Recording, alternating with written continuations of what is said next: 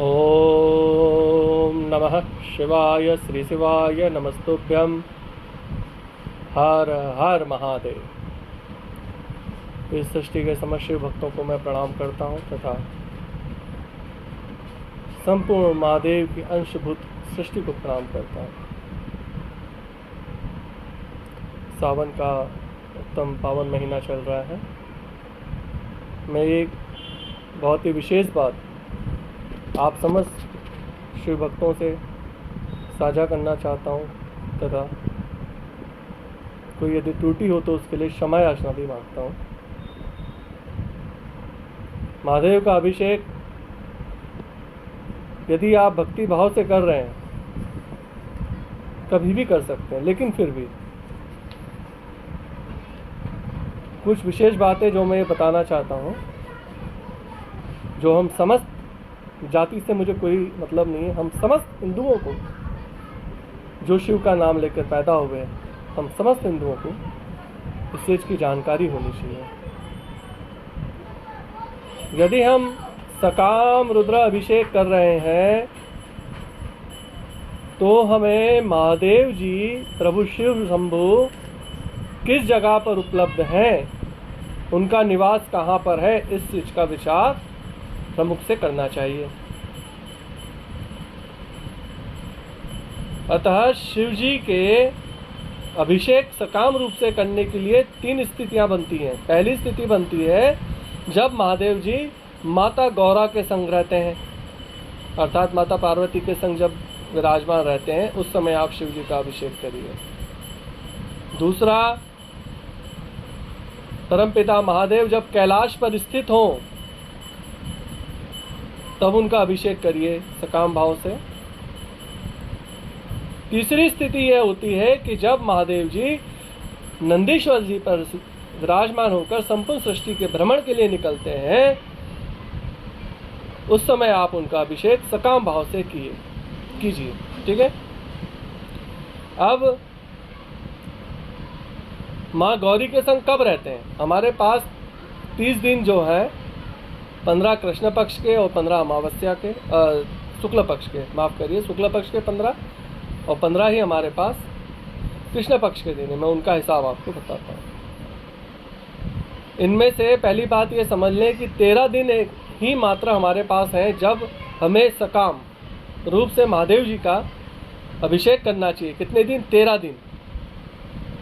बाकी 16 दिन 17 दिन जो बचे हैं उसमें नहीं करना है, सकाम भाव से, है ना। मैं बार बार इस चीज को बोल रहा हूँ, सकाम भाव से। तो माता गौरी के संग कब रहते हैं प्रभु? ओम नमः शिवाय।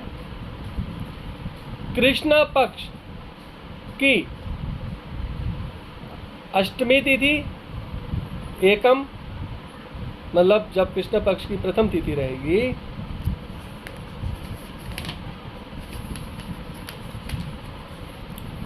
अष्टमी रहेगी, तथा अमावस्या वाले दिन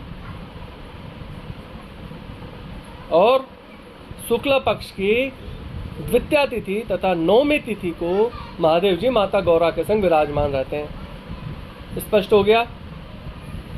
माता गौरा के संग कब विराजमान रहते हैं? अपने बच्चों को भी बताइए आप लोग, और मेरे से यदि कोई गलती होगी है तो मुझे भी अपना बालक समझ के माफ़ करिएगा।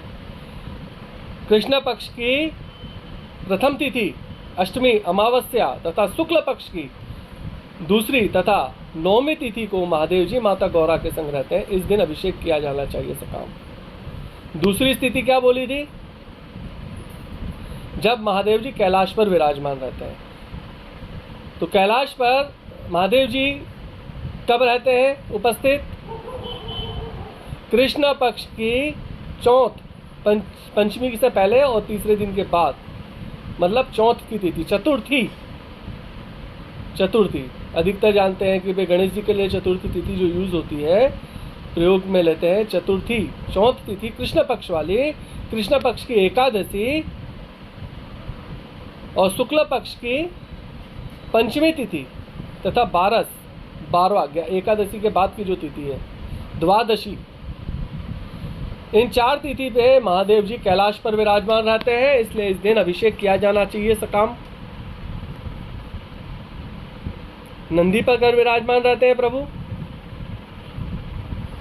परम भक्त नंदीश्वर पर महादेव जी कब विराजमान होकर भ्रमण के लिए निकलते हैं? वो निकलते हैं कृष्ण पक्ष की पंचमी तिथि को, द्वादशी तिथि को, कृष्ण पक्ष की, बहुत ध्यान से सुनिए, कृष्ण पक्ष की द्वादशी तिथि, पंचमी तिथि तथा शुक्ल पक्ष की षष्ठी, पंचमी के बाद आने वाली शुक्ल पक्ष की में षष्ठी तिथि तथा त्रयोदशी तिथि को प्रभु नंदी पर सवार होकर निकलते हैं विश्व भ्रमण के लिए, षष्ठी भ्रमण के लिए, आपके हमारे हालचाल देखने के लिए, हम लोगों की मदद करने के लिए। तो इस दिन आप सकाम अभिषेक कर सकते हैं।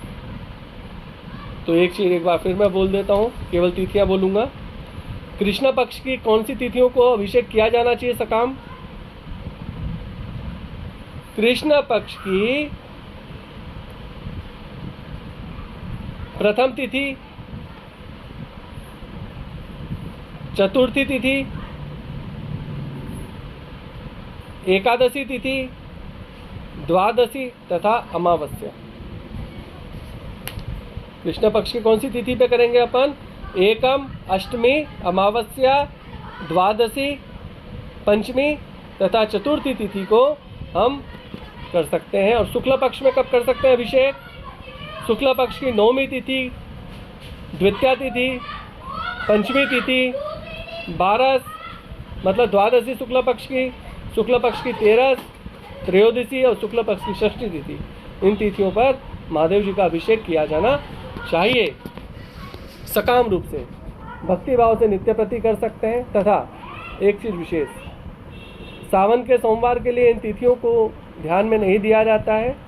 प्रदोष, सावन का सोमवार, शिवरात्रि, ज्योतिर्लिंग का क्षेत्र तथा सिद्धपीठों पर आप कभी भी महादेव जी का अभिषेक कर सकते हैं।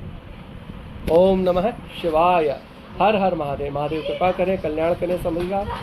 मेरे जितने भी हिंदू भाई बहन हैं, उनकी जो ऐसी बच्चियां हैं जो कि शादी लायक है, महादेव उन सबकी अच्छी जगह शादी कराएं, अपने धर्म में शादी कराएं, उनका धर्म का पालन हो, कल्याण हो सभी का। हर हर महादेव।